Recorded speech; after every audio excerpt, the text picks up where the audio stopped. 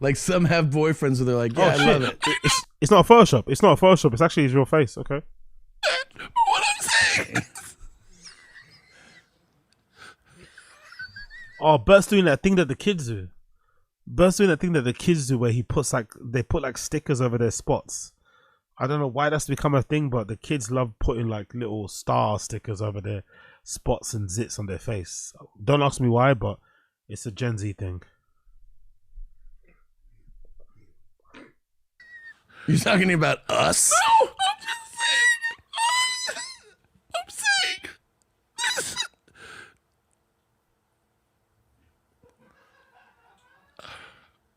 I don't know how to talk about this.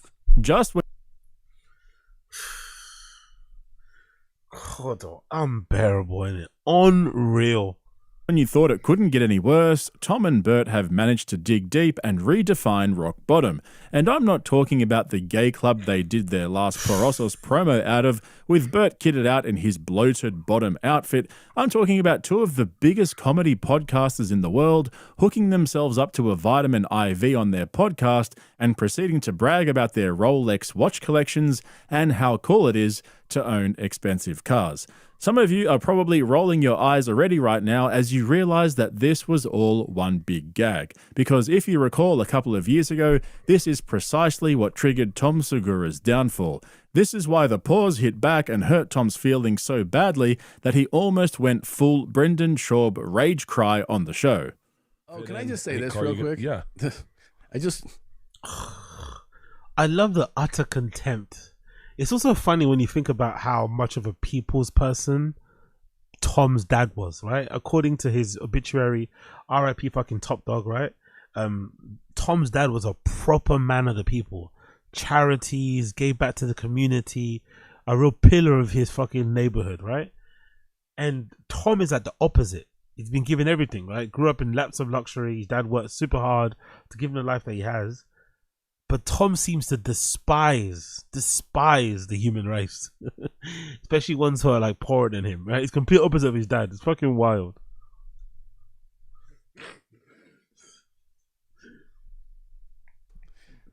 Every time we talk about like a watch or a car, Wow, look how skinny Bert was back then. Jesus. I'll get us like a bunch of messages from losers that try to tell me that I'm making them feel bad about their situation. You're in control of your own situation and your own feelings. So don't put it on me that you feel bad that I have something that, oh, but I'm struggling with rent this month. Figure it the fuck out, okay? Like, don't make my life be a problem for your life. Here's the thing: if you're still mad about this, just know that Jesus Christ. Honestly, watching that back is brutal, bro. Tom is a mad guy. He really does hate the pause. it's your mindset, and you're thinking like a f***ing loser, but you don't have to. You don't. You can change the way you think, but you have to accept the way you're thinking right now is not going to get you anywhere. You're being bitter, you're being petty, you're insecure, you're not confident, and you can change that, but you have to be proactive. And so Tom would regret saying those words soon enough after he cemented his reputation as a rich arsehole who was completely out of touch with his fans and the comedy audience more broadly. As a former Tom Segura comedy fan myself, nothing has been more tragic than seeing him go from funny fat dude to old hack comedian in the space of just a few years. And it was all thanks to the hardwood flooring in that gym. But that's another story. And so now that Two Bears One Cave has seen a significant drop in viewership over the last couple of years since their fans came to realize their true character, they've been trying to claw their way back desperately by leaning into all of their controversies. We've seen Bert's endless therapy sessions admitting that he's a narcissist, a bad father, and a problem drinker, but since Tom got into bed with Netflix, he's actually quietened down a lot. I've said this many times, but Tom has become so fucking boring after his publicist told him that he needed to cool things down after the infamous airport meltdown, which resulted in him deleting a whole month of embarrassing tweets. Come to think of it, actually, he's right? So come to think of it, Tom is doing the same thing that Wings of Redemption does. Whenever Wings of Redemption has like a bad week online, he's getting trolls, he's getting trolled mercilessly, Wings will tend to like retreat and be extremely boring on stream, so nobody can clip him. But then it leads to really bad and boring streams. So Wings of Redemption's fans, people that actually enjoy watching his content, complain because the content ain't good. He's not engaging with the chat. He's not enthusiastic. He's not bubbly. He's not chatty. Nothing. He's just like dour, playing fucking Dark Souls. Because I just feel with it now because they weirdly look alike, right? Two big, bald, fat dudes, right? So Tom and I just thought Wings when I just saw Tom. I thought, oh, he's doing the same thing that Wings does. He's purposely like toning down his personality to avoid getting cancelled, to avoid being called out. But then it's also hurting the streams. It's hurting the fucking shows. It's hurting the podcast because he's not being himself. But now that their numbers are falling fast, they've run out of content ideas and have no interesting guests to bring on. They've resorted to cheap gags to stir up their fan base. Hey guys, brand new episode of Two Bears, One. Yeah, I told you, by the way. I'm glad podcast screens recognize that. I told you guys before that I'd noticed they were doing it on purpose. They were leaning into the things that the fans hate to kind of get the fans riled up again. But I think they've kind of, they've drained that well. I think the fans that got annoyed about their things that they called them out for, like Bert interrupting, the Tom being mad at the pause, all this sort of shit, those fans just left. They've not bothered anymore. They're not going to get annoyed. They're not going to get angry. They're not going to get angry all over again. So this is a bit pointless, really. This whole like leaning into or trying to purposely poke people to make them get agitated and irate and stuff. People don't really give a fuck. So I don't think it's going to have the reaction they think it's going to have. Cave. It's me and Tommy and our health regiment. We believe wholeheartedly in IVs. Giving us our IV today is Coco. Coco is about to stick Tom. If you have a fear of needles, turn your head. So we're getting 200 milligrams. And by the way, we're not doctors. We're just reciting what Coco said. 200 milligrams is probably pretty typical. You can do an NAD drip where... I do 500 when I get the drip. Joe gets 500 when he does the drip. And Joe does the drip with a push. So he gets a bag pushing it so it goes faster. That's insane to me. And this guy's giving me my NAD. He does not know that I know Joe. And he goes, there's this guy. Of course Joe gets the faster one. Of course Joe does push-ups of his. Of course Joe squeezes it through so it goes through his bloodstream quicker. He doesn't have time. He's always on the go in it, Joe. So busy. Fucking hell, man. These people, man. Like, why? All these things, all of these things to do what? So you can be a middle-aged man and you can drink more, or so you can like do more podcasts. It's like you're not even doing it to do anything like worthwhile, Nothing that's really gonna benefit or contribute to humanity or to the world at large. Just to kind of fuck around. Okay. That gets the drip and he does it fast. He said he can do it in like 10 minutes. It's insane. I said, who? He goes, his name's Joe Rogan. And he goes, big intravenous drug user. I said, who? He said, Joe Rogan. I said, what makes you say that? And he goes, well, that's who likes the drip fast. Am I right, Coco? Intravenous drug users. How? Because it's like it crushes you. But there is that feeling when you get it where like it actually can like, you feel pain, right? Like you feel like you're having a fucking heart attack. So why would an intravenous drug user enjoy that? Here, Coco, come here and stand next to me. Well, I don't know. I guess it depends kind of like what their high is that they're chasing and what sensation they're wanting to. Well, Damn, when you take nothing NAD, about that feels pleasurable though. No. When you take NAD, you feel like you're having a heart attack. You're like, it's like this.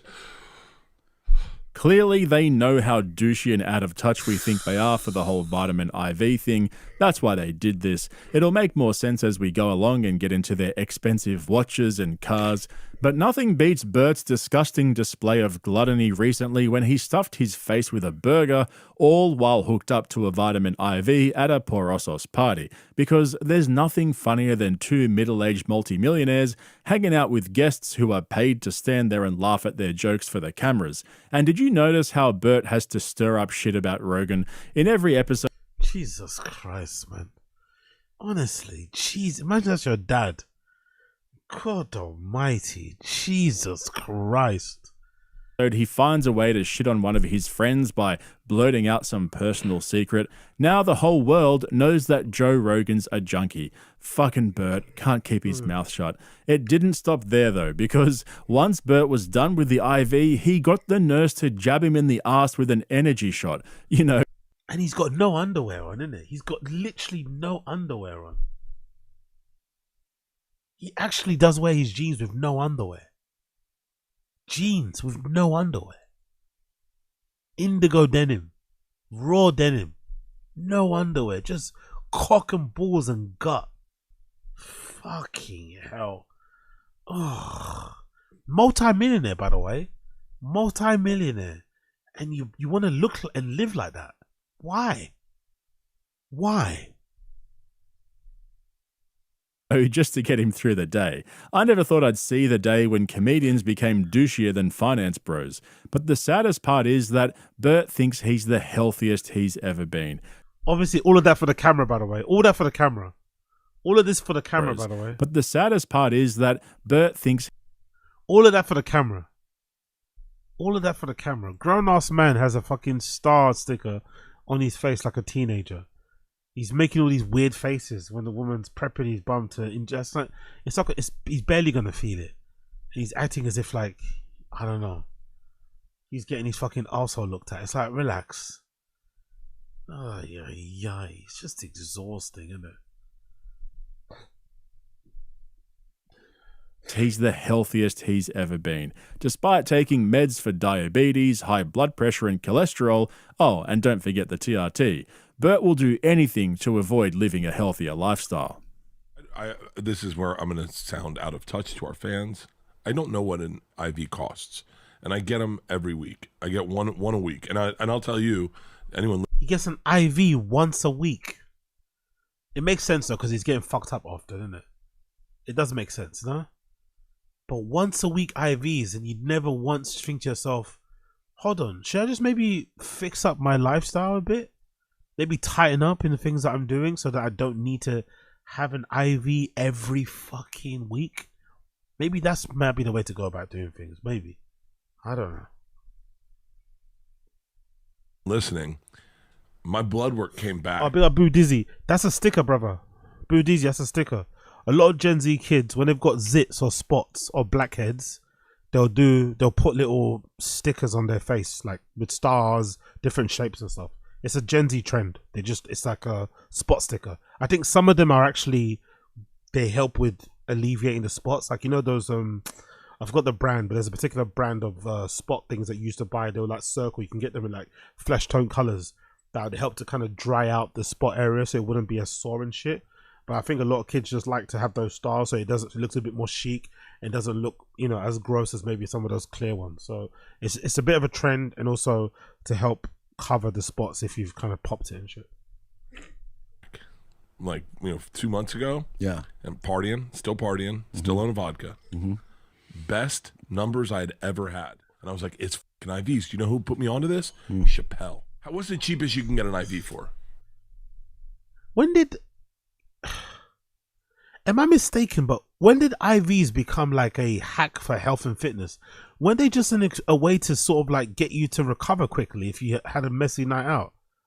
To kind of help you get all your levels and your whatever back to a certain level so you could continue getting fucked up. Why are they trying to twist it into some like health thing?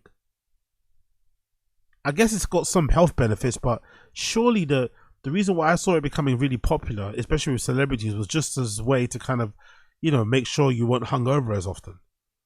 Or maybe you cut down the hangover. Like maybe if you don't have IV, you have a hangover for 3 days or 2 days, maybe you can cut it down to 1 or maybe a few hours so they can kind of continue going on. Like, I really don't understand why Bert, and again, it's really interesting how Bert opts for IVs, but doesn't once consider just maybe fixing up his lifestyle. Maybe having some level of like balance, you know, because I don't think anybody is in their right mind would suggest Bert quit drinking, but I don't know, balance, isn't it? Maybe just leave the drinking for the weekends or for Fridays. Like, do you have to do it every day? Do you have to get IVs every day? Like, surely at some point you must get bored of yourself and the process itself, no? Depends what's in it, Yeah, right? It really depends. Like the most basic drip is probably around $200, but it also depends. $200 every week. Yeah, you're definitely not. You're definitely not relatable. $200 on an IV every week. That's not including the cost of partying itself, right? That's not including the cost of partying itself, whether it's the drugs or the booze.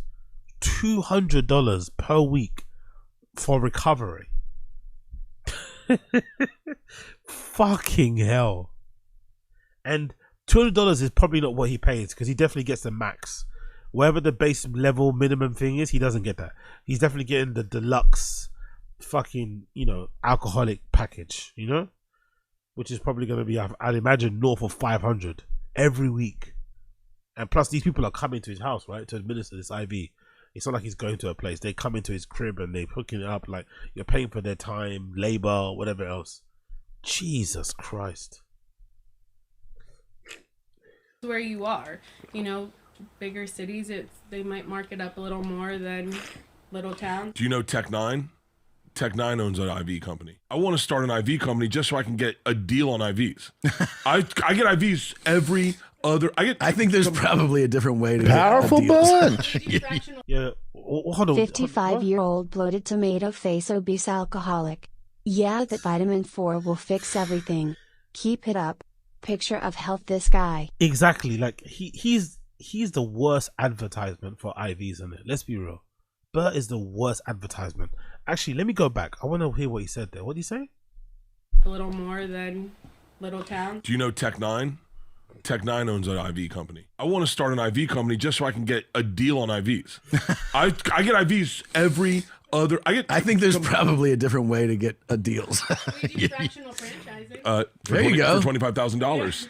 I've already looked into a fractional franchise. Do you say every other day or every day? All I need is a brick and mortar, and I'm thinking about buying a building to start an IV company just so I can get fucking IVs cheap. If Brendan Schaub isn't careful, Bert's going to steal his spot as the internet's biggest business shark. And there is no way he's only doing one IV per week. He's previously said that he does them twice a week, and just there, he was about to blurt out that he gets them every other day. The guy's going to end up on life support and still brag that his bloods are perfect. But like I said at the beginning, Tom and Bert are just trying to... There's probably a way you can do IVs every other day and mitigate some of the harmful effects that drinking does. If you probably do it in some sort of method, right? There has to be a method to your madness. You got to get the dosages right, all this malarkey, which he's definitely not doing. So it's kind of crazy that Bert is going this hard at his age, and then not at once. There's not one moment where he thinks, hold on, instead of just getting another IV, maybe I'll just take a pause for the week. Maybe I'll pull back for 2 weeks, maybe for the month, reset myself without the use of an IV and get myself back into a normal equilibrium, normal balance. Maybe start sleeping at a set time. Maybe start getting some healthy food, drinking a bunch of water, and seeing what happens there. It's just, let's just keep going. Let's just keep going. It's like, fucking hell. Right. And plus, this is not even including all the medication he takes, right? Like blood medication, all this malarkey he's on. Trigger their fans, and they're trolling us because they've run out of shit to say on camera and can't book decent guests anymore since their numbers have tanked. Even Andrew Schultz went on the YMH podcast instead of Two Bears to promote his latest comedy grift, even though he went on like 20 other podcasts. It didn't stop there though, and this is the really cringy part. If we needed any more evidence that these guys are both terrible actors, then we've got it right here. So speaking of being out of touch and not knowing the prices of things, you see this new line of Rolexes that came out? Dude, they look great. They look great. Let's spend the whole time talking about Rolexes. You know that like people are in that world, they're like people are scared of Rolex. Rolex is terrifying as a brand and a company because they're like the Vatican. They're so powerful. The way that they allow you to be, let's say, an authorized dealer. Dude, they send in people that you don't know are there.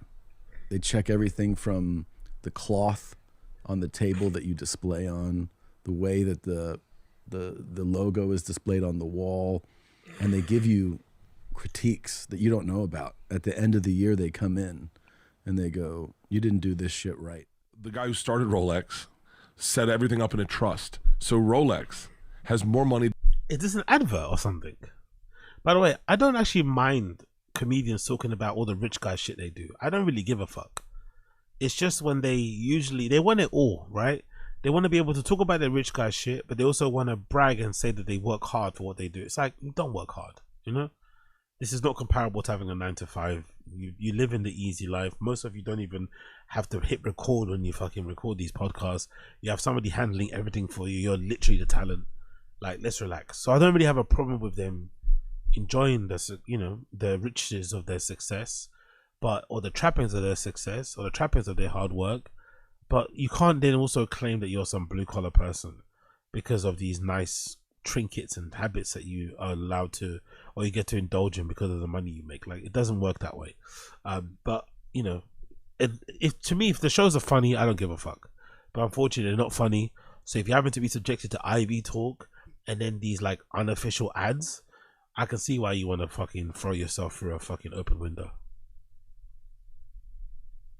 Than God. Yeah. So when the market dips and everyone else scrambles to try to figure out fucking what to do, he's like, yeah, the Rolex is like, we'll be good for the next 100 years. Yeah. What's also cool, and there's the last thing I'm gonna say about watches, and I just need big up Brian.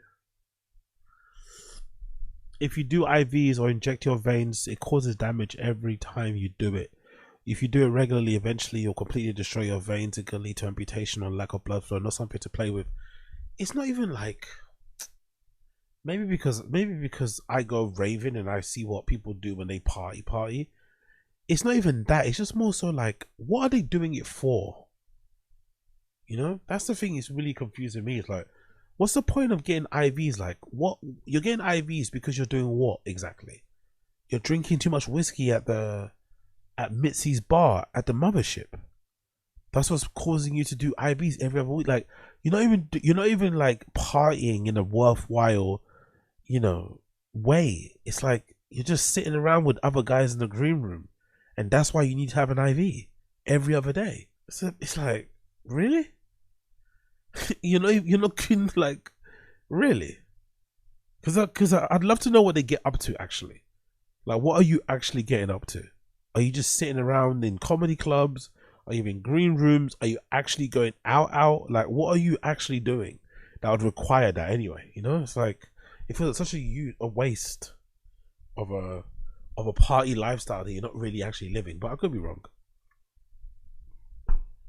Please continue. Don't need a watch. It's almost like stupid to have you have to be a fucking idiot to have a watch on. Only a fucking moron would spend $80,000 on a watch. Yeah. A idiot.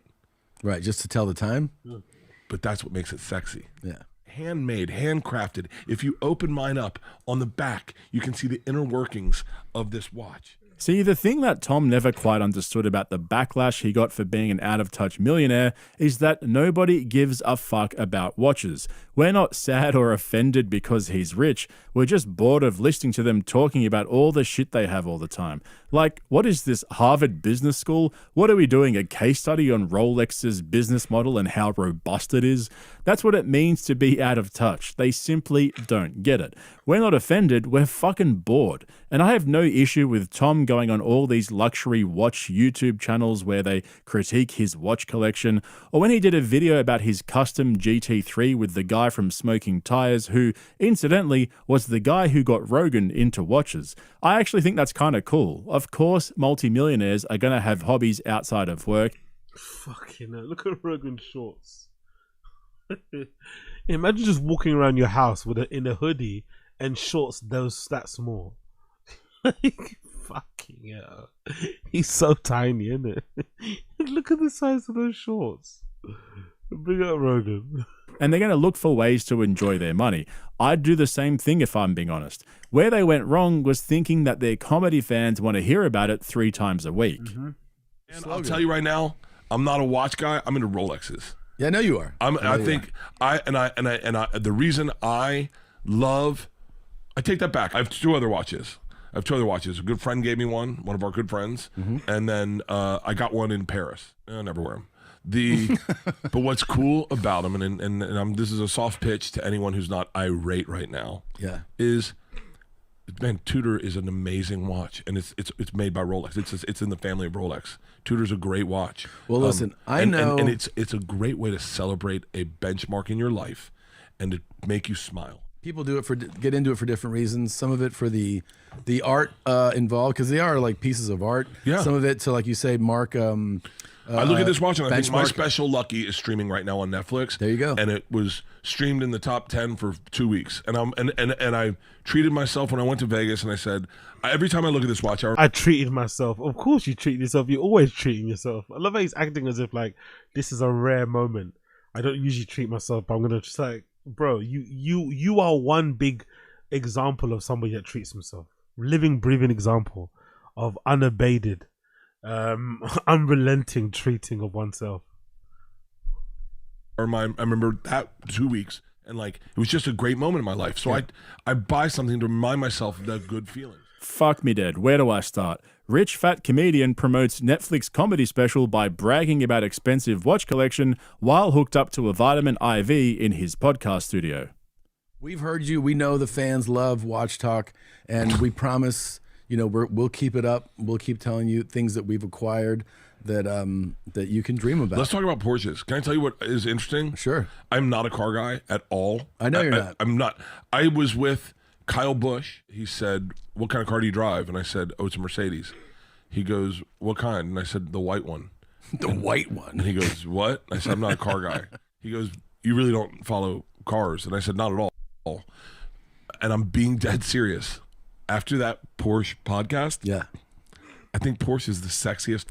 Just hearing them talk about a brand. Yeah. And the longevity of the brand and what struggles the brand has had. You told me last night, I think conversations like this are fascinating to me. Well, for several years now, the Macan has been like the top seller, and the Cayenne, the SUVs, these do extremely well for the company.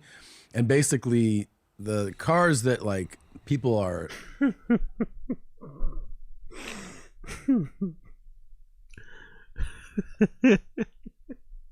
Just imagine, man. Just imagine Doge has cut some of your benefits, right? Imagine you're an American citizen where Elon has come in, Trump has come into power, Trump has come in to the White House, he's a new president, he hires fucking Elon to lead Doge, they cut your benefits, whatever you used to get from the government, you're struggling to get by, you're tuning into your favorite podcast to take your mind off from your struggles of your everyday life, and you have them bragging about doing IVs every other day and whether or not they should buy a Porsche SUV.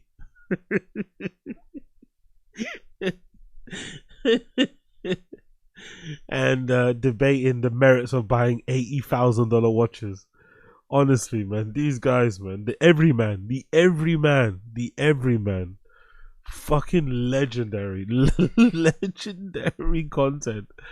God bless the YMH, two bears, 1K fucking fans. You guys are the real ones, man. You guys deserve a lot of praise. You guys deserve a lot of support, a lot of credit for sticking by and listening to this shit. Especially given, you probably have your own issues you have to deal with every day. Listen to these guys rabbit on. Wow. I would say the most passionate about is like the GT line for Porsche, like GT3s and everything. That line, the GT division, is basically supported by the fact that they sell so many of these other cars. I think they wouldn't be profitable if they were like, we just make GT3s. There wouldn't be a lot. This is a really interesting pivot, because maybe this is a disconnect where people hear us talk about watches and they don't understand. It's not talking about the ones we actually have. It's always about the ones you want. Yeah. What's fun for me is like the chase. The chase. I hope you're connecting into this and understanding what I'm talking about. It's like the funnest part of buying a car is looking at cars. Yeah. Is the funnest part. I do this. I eventize my life way too much. Like right now, the greatest part about today is Sunday for me, because it's the Masters just started today. Okay. And I can't wait to Sunday. I'm picking out my outfit. I'm wearing my Masters hat. I'm going to be watching it all day. I'm going to be drinking mint juleps. Any good you want. And whether it's watches, dude, Never buy a watch, but look at them. They're so fun to look at. I look at watches I'll never buy. What are we doing here, B? This is what it's come down to. If you can't buy expensive shit like us, just go window shopping. It's just as good, trust me. This has to be the most unrelatable podcast I've ever listened to. All we need is for Joe Rogan to tell us that money isn't real, it's just fun coupons, and we'll hit the out-of-touch millionaire comedian trifecta. I don't know if you guys have heard the story, but years ago one time, Brian Callen actually said to Rogan, all you've got to do is get to a point where you don't worry about paying when you're out for dinner. That's how you know you've made it. Everything else is just a bonus. See, Rogan has what you call fuck you money. You poors will never understand. Like Tom said, you've got to figure it out. Don't make his money your problem. I'm starting to get the hang of this. But let's put money to the side for now, because have you noticed that Bert has a fetish for black people? I've always suspected him of being, well, you know, but this next clip just confirmed it for me. Not that there's anything wrong with that. Okay, hold on. You got to find the gay black couple. I don't know what their names are. The gay black couple that make food for each other. Yeah. The one's like a queen, he's got long nails, and the other's like power bottom, like he's a fucking man. And he's like, hey, and he claps his nails like this, and he's like, that's him. You found him. First shot.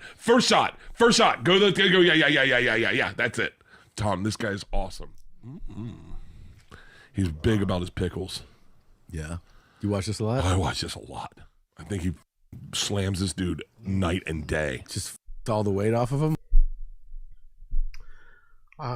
Honestly, this show, man. Big up Podcast Cringe, because this is unbearable to watch. Like, what the fuck is this content? What the fuck are they even doing? Dude, this couple confuses me so much. This mac and cheese always looks good. Bro, I kind of want to watch them. You can. I bet I can. I bet they have see if they have an OnlyFans. If they have an OnlyFans, we're going to it right now. Can I tell you what I love about black men? Not these black They have men. 8.7 million followers What the on TikTok? Please have an OnlyFans. No.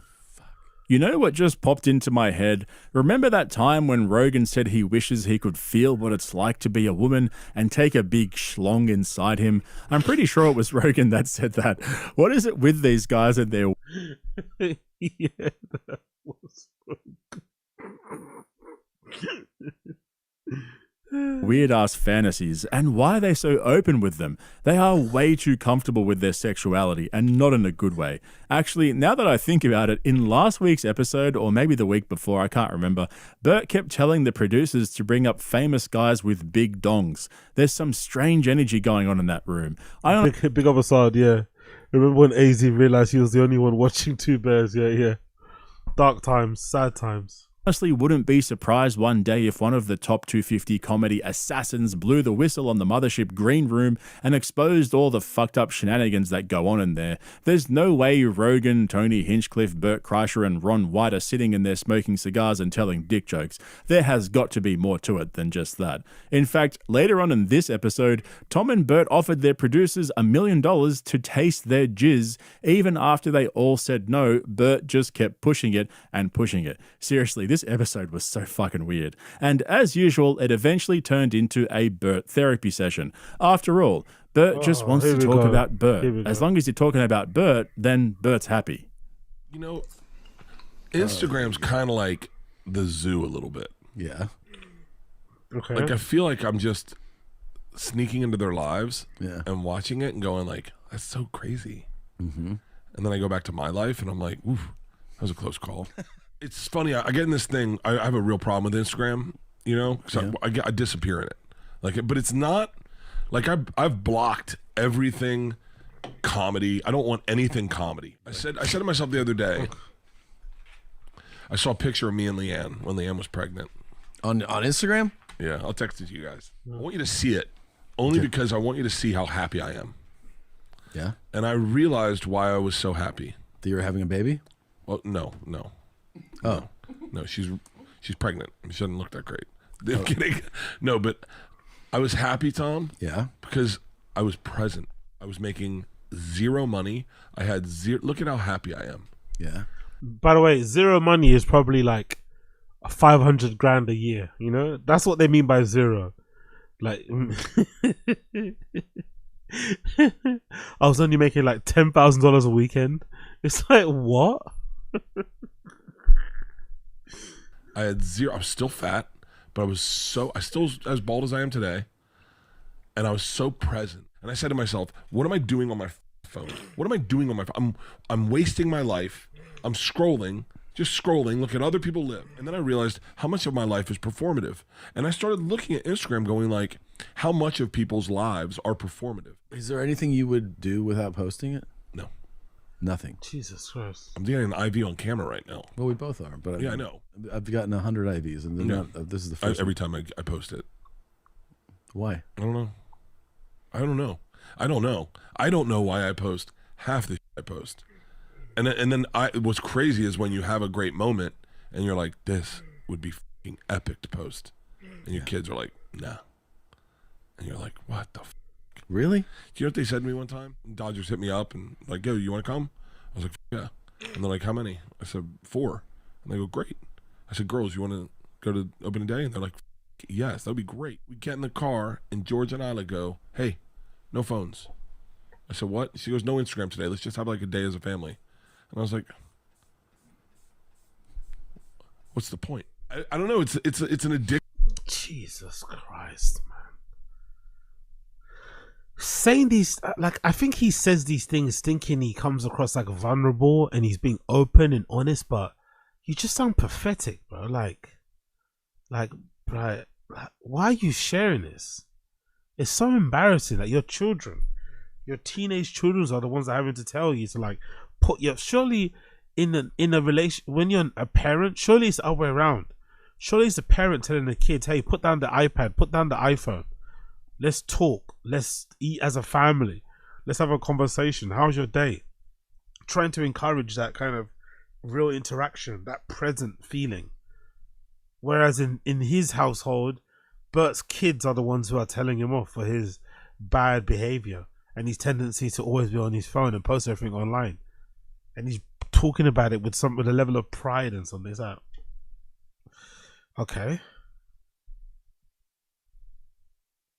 Addiction to, I don't know, there's something that's The like, feedback. You like. you know what it is? It's like everyone wants to be seen. Yeah. Everyone wants to feel. Not everybody doesn't want to be seen. That's not true. Not everybody wants to be seen. Some people just want to enjoy the content they watch online anonymously and keep it moving. Not everybody wants to be seen. This again is a fallacy. This again is something that he's been led to believe, that everyone wants to be famous, everyone wants to be on Rogan, everyone wants to be in the green room, everyone wants to be on the mothership. It's like, no. No. Some people don't give a fuck about that shit. Valuable. Yeah. And feel, hey, look at me. You know? Yeah. And I'm just like everyone else. Yeah. Maybe a little hyper version of that. But that's the thing. It's like. But like, if you didn't post it, it's like almost it didn't happen for you. Yeah, Bert, you're just like everybody else. I said in my review of his comedy special on my Patreon that Bert's basically the male Amy Schumer of comedy, but now I'm convinced that he sounds like a 19-year-old Instagram model trapped in an overweight middle-aged man's body. Mind you, he has 2 daughters in college. Imagine your bloated, fame-obsessed father didn't want to take you to a baseball game unless he could post pics on Instagram. Exactly. And when you said no phones allowed, he couldn't understand what the point of going was, so he sneaks his phone in anyway to take selfies and post them on Instagram. Exactly. That's got to fuck you up as a teenage girl. Actually, do you guys remember that movie Amy Schumer did a while ago where she plays that character that doesn't realize that she's fat and ugly because she sees herself as really pretty like a supermodel, and everyone around her is attracted to her confidence or some shit like that? Honestly, I've never seen it myself. My friend told me about it the other day. I think it's called I Feel Pretty or something like that, and it was directed by Abby Cohn and Mark Silverstein, starring Amy Schumer in the lead role and Michelle Williams, Rory Scovel, and Emily Ratajkowski in supporting roles. Anyway, that's what Bert's like. He really is the male version of Amy Schumer, only fatter, redder, and not as funny. Honestly, I've never seen the movie, just to be clear. Whatever, you guys. Just remember, though, if you want to see my detailed breakdowns. Cool. Big up Podcast Cringe. That was fucking brutal, man. That was fucking brutal. Absolutely brutal. Bert is worse than ever. I don't know. Really, the more I'm starting to see him recently, the more I'm starting to walk back my opinion about him outlasting or outliving people like Rogan. I'm not sure if I'm right. You know? I'm not sure if I'm actually right. Bert's looking horrendous, man. Maybe I'm wrong. Maybe he doesn't outlive Rogan.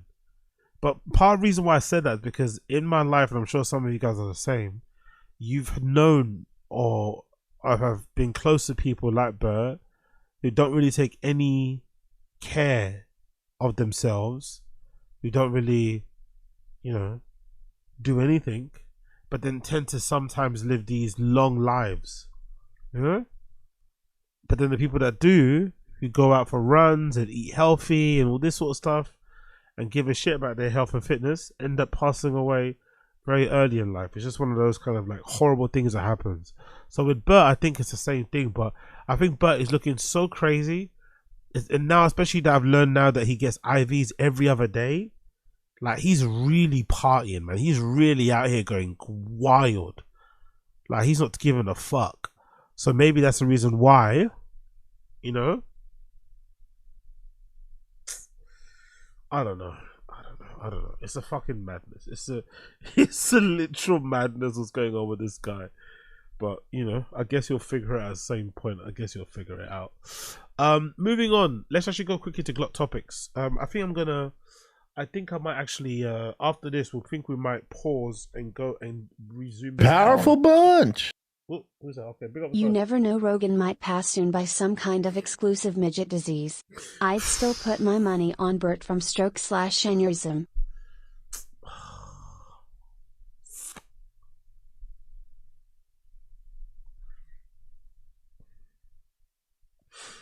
There was a time when I didn't believe he was drinking as much as he said. That's the thing I'm trying to. There was a time when I thought it was a bit, like it was an exaggerated bit. Like he does drink, but he doesn't drink as much as he does.